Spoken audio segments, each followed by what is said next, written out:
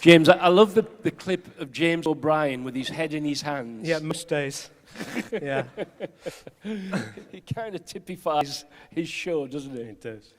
So you're responsible for overseeing the oldest stations in the commercial radio network, LBC and Capital. Yeah. I just thought, does the weight of history weigh heavy on your shoulders? I mean, you were at LBC for a significant anniversary, I remember, which I don't think I got invited to, by the way.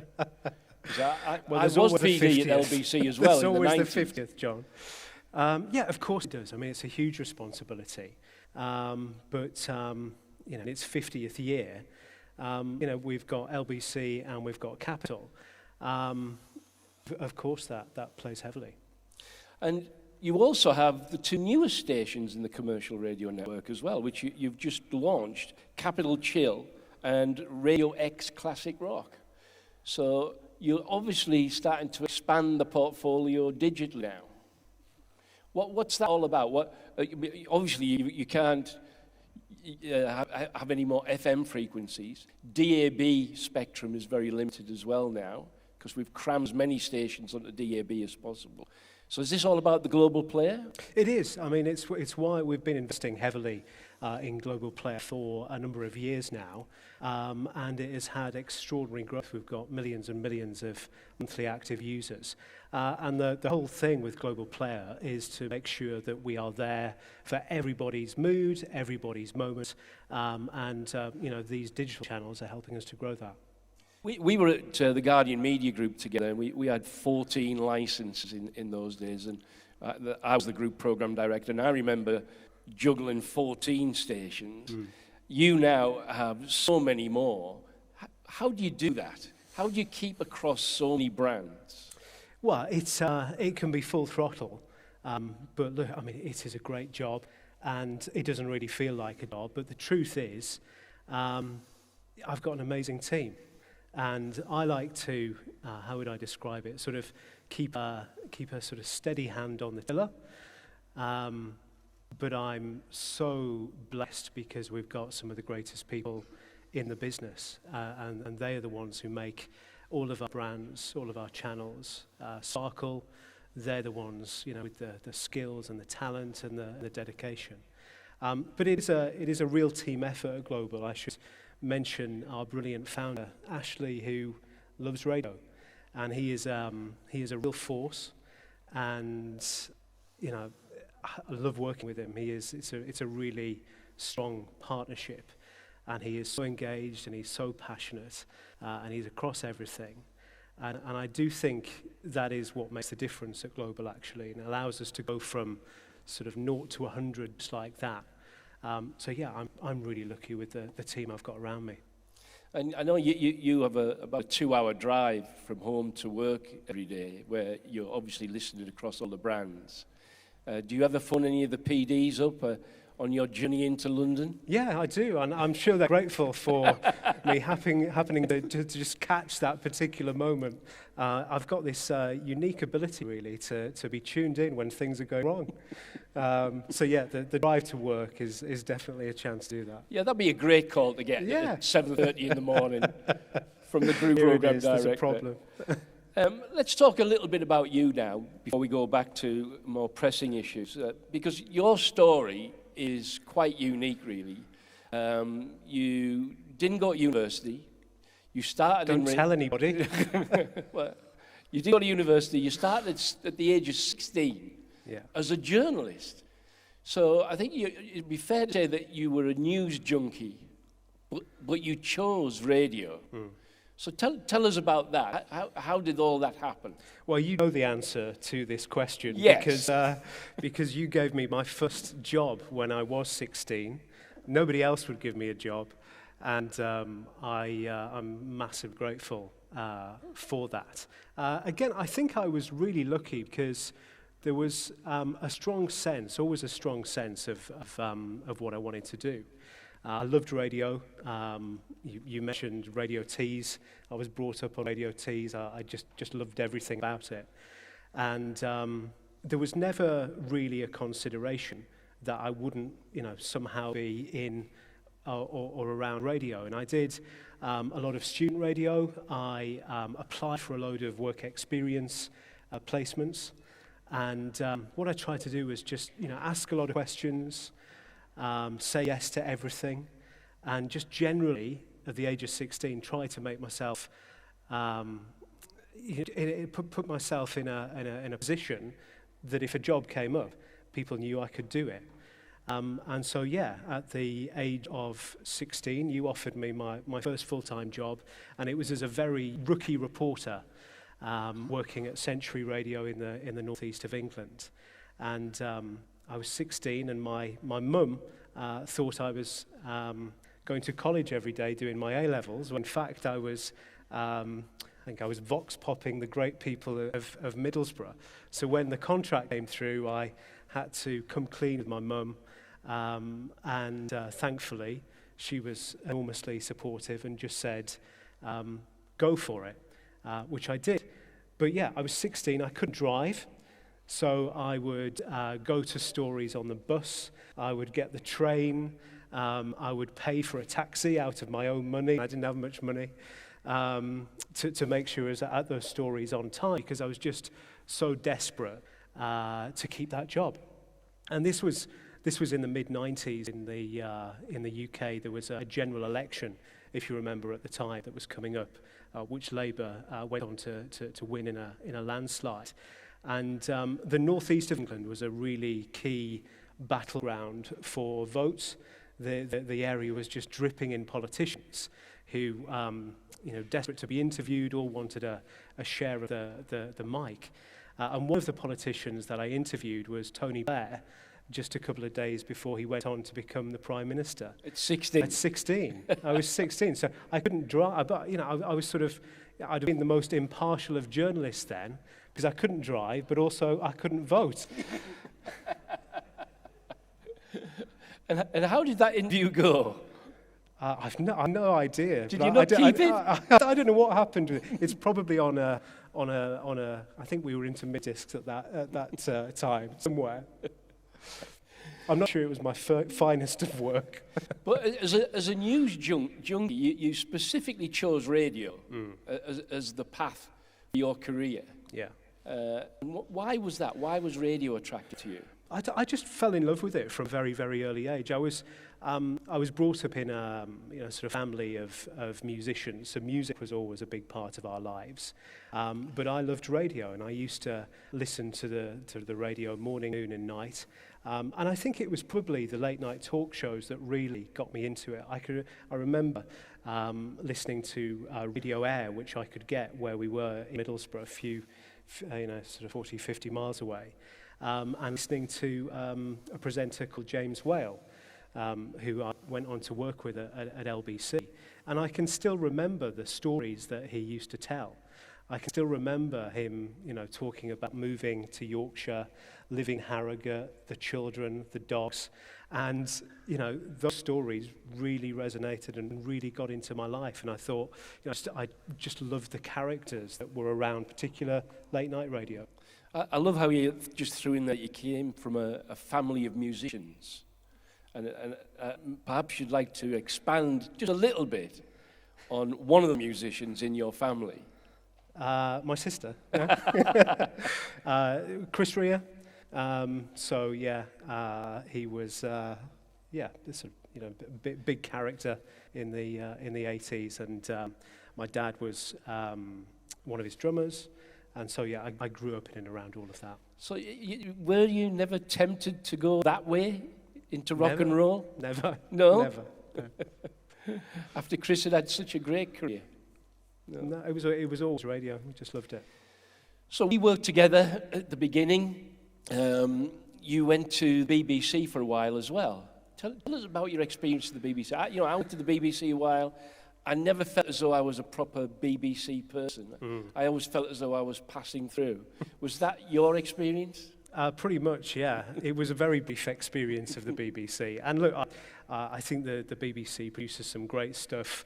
It's full of talented people. I've got a lot of friends who work at the BBC. And I think as an industry, we need a strong BBC.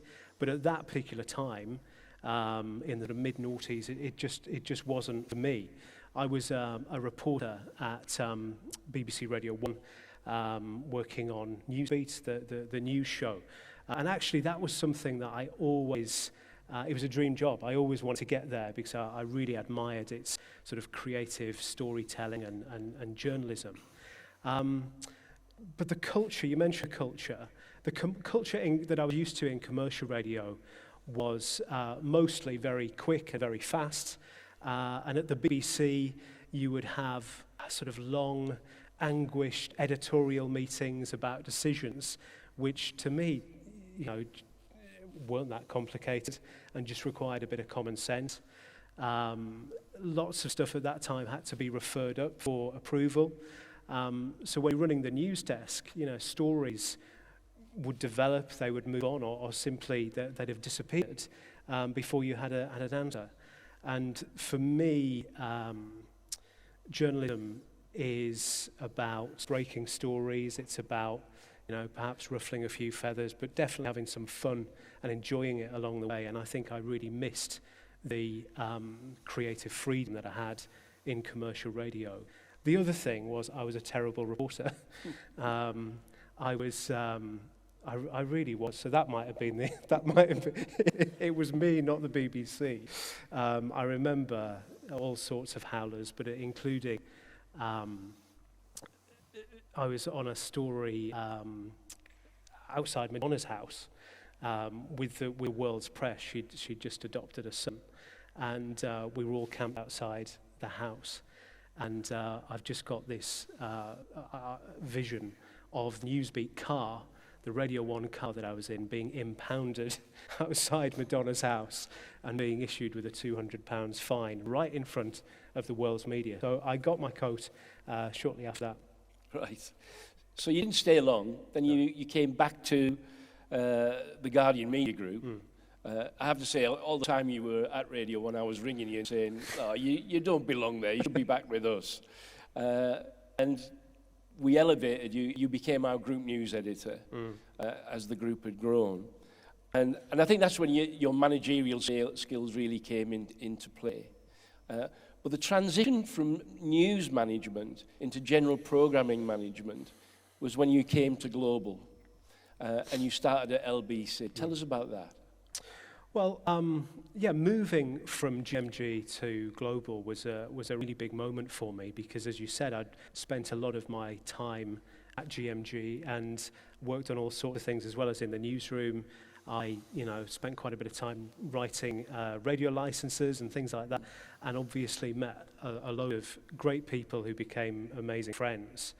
But I was thinking about this last night. It was actually at Radiodays in Copenhagen 12 years ago when I got a text from the office of Richard Park. And Richard was the director of broadcasting at Global, which is a position I'm in right now, and he wanted to meet. And it was more of an instruction than a request, if I remember correctly. And we got on brilliantly, and he offered me the job of running LBC, which was a place where I'd applied for jobs previously and heard nothing. I think I'd turned down for work experience. So it was quite a thing to be asked to go and run LBC, Britain's first commercial radio station. And mentioned at the beginning that LBC is marking its 50th year this year. For those who don't know about LBC, back during that time, it was a real pioneer.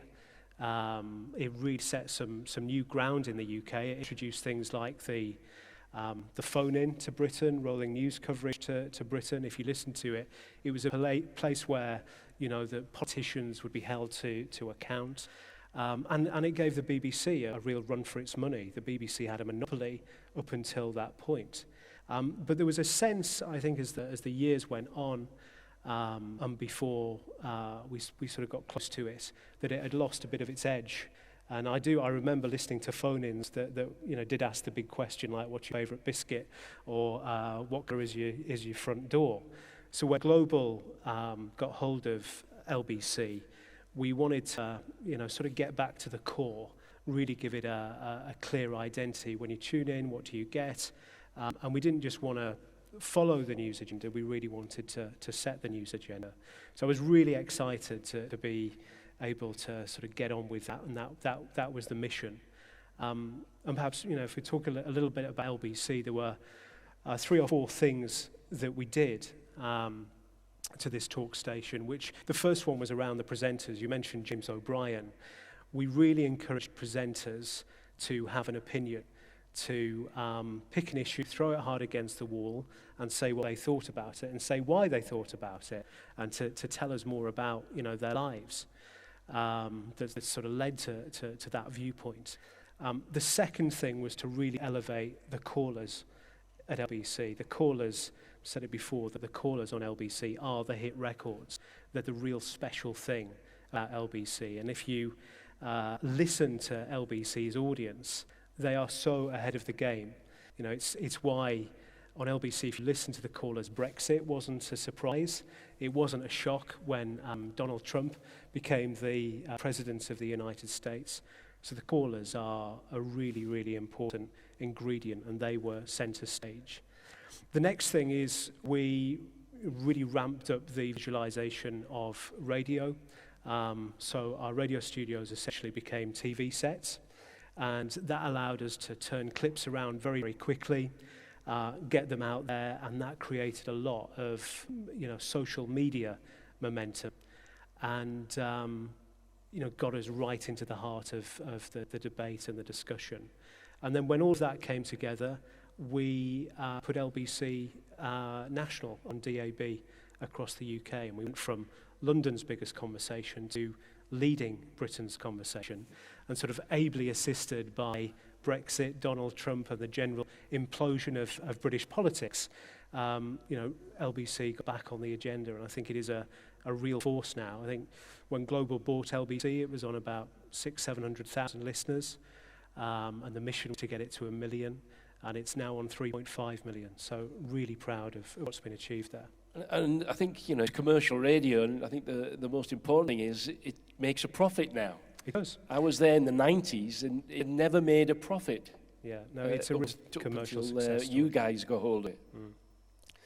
So you brought some BBC people over, some really significant names, and they're not used to being able to have an opinion. Mm. Has that been difficult for them? I don't think it has. I think they've taken to it like ducks to water, actually. I think they've enjoyed creative freedom. I think they're all doing brilliantly. And it's a different muscle to stretch, also in the commercial world.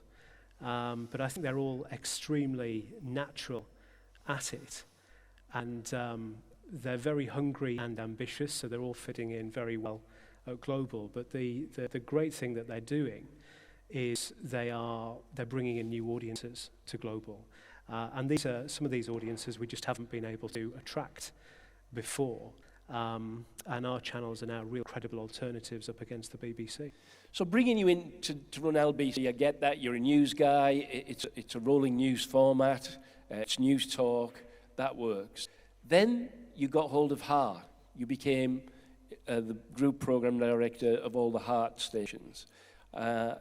That must have been something that you deliberated about before you accepted, or did you just grasp it with open hands? No, I think the only answer to that is yes. I mean, this was the biggest commercial music brand in the UK, and I always wanted to be sort of tested and challenged at that level. And I was doing Heart as well as running LBC, so it was quite a juxtaposition where you've got all this turmoil in British politics, and then you run up to the fourth floor, and you're there just to make people feel good.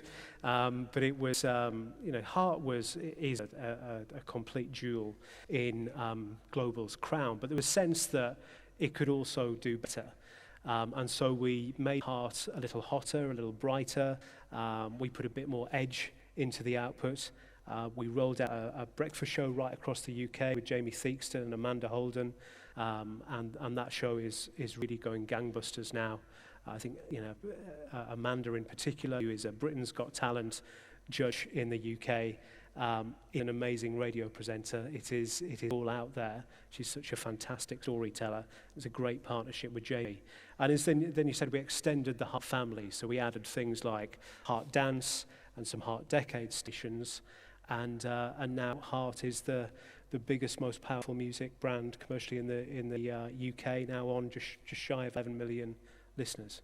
You mentioned Richard Park earlier on, who had a certain reputation as being a very forceful and strong programmer. You replaced him to oversee all of the brands. How daunting was that? It was a great honour. Richard is a legend, and I learned so much from Richard during my time working with him. Still talk to him a lot now. I think it was always going to be hard to follow, who I think is one of the greatest radio programmers in the world ever. It would have been a lot easier had he not been so successful. But look, I mean, these opportunities don't come along that often, do they? And when Ashley asked me to pick up the baton again, the immediate answer was yes. And I think you mentioned about being daunted. I think there's always going to be a certain amount of nerves. I think you need that adrenaline to do this type of job. Well, I think you also brought a different style of management to the style Parky had. I'm not Richard. Think you're more inclusive? In terms of some of the programming values that I have with Richard, as I said, I've learned so much from him, but we're very similar in our approach to what makes great radio and what makes great programming. Let's start looking at the future, because that's probably more important than the past. Let's talk about podcasting, for example.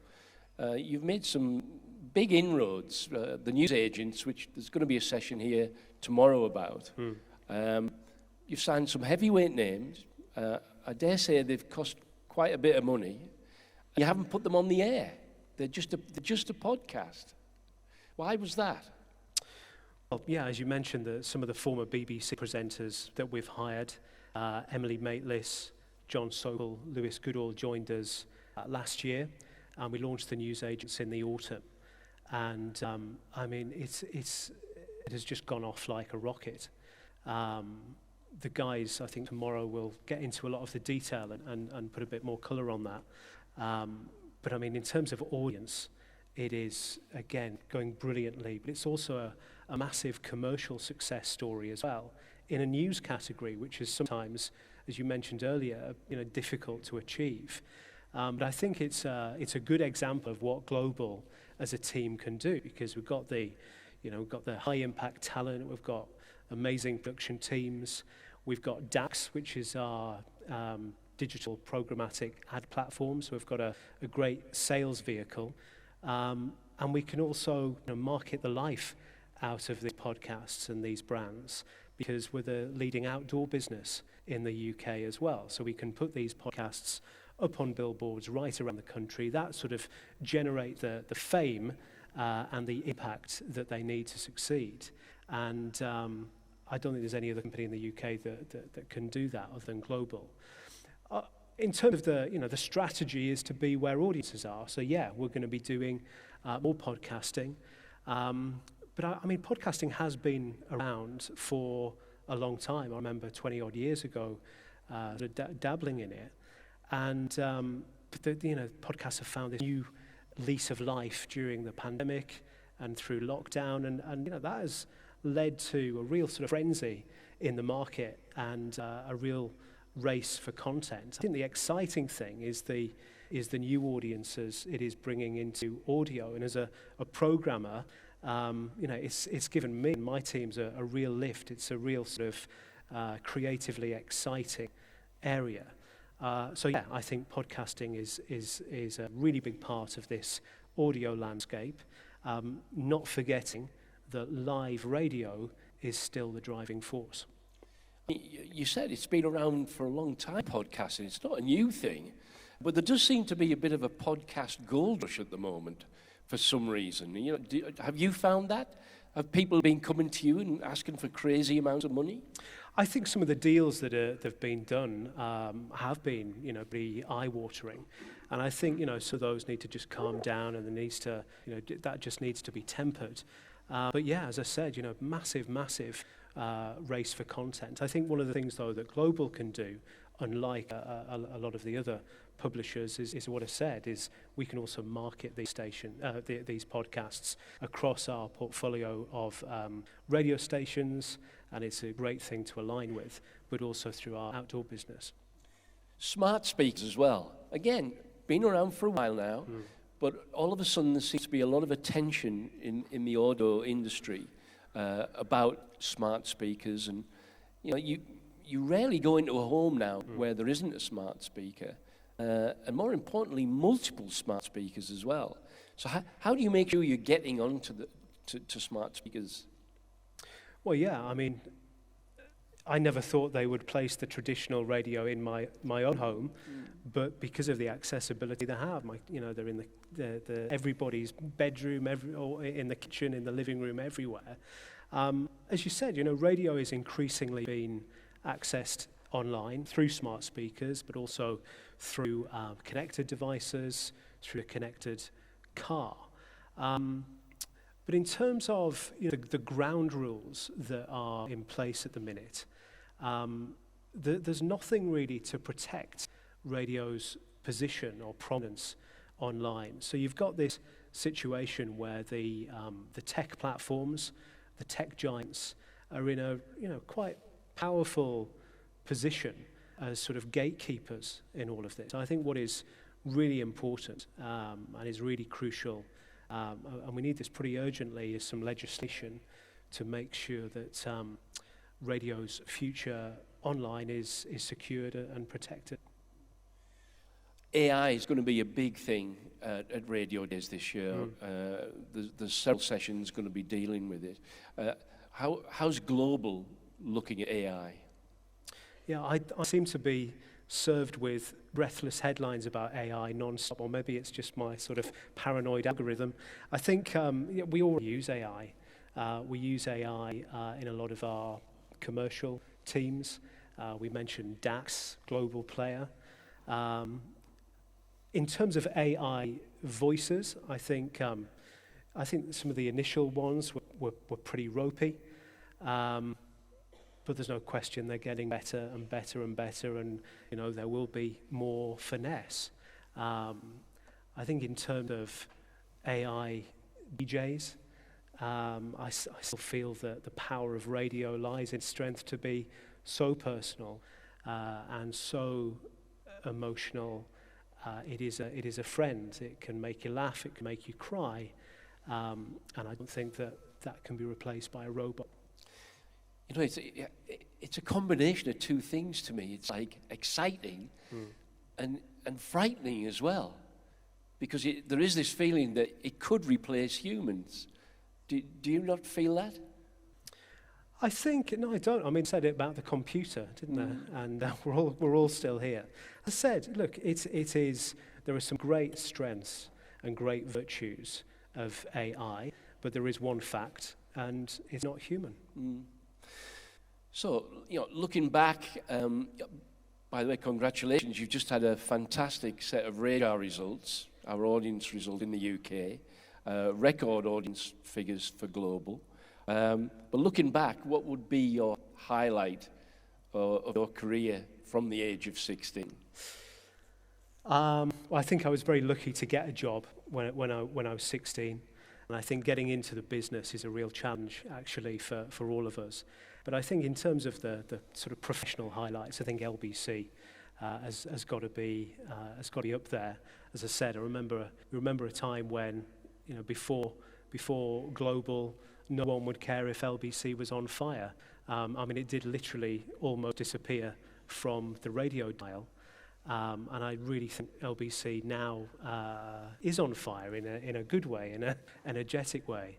And I think it will continue to be in its 50th year a real force to be reckoned with, because you mentioned about AI, there'll always be people, there'll always be stories, and that's why the stations like LBC will continue to grow and grow.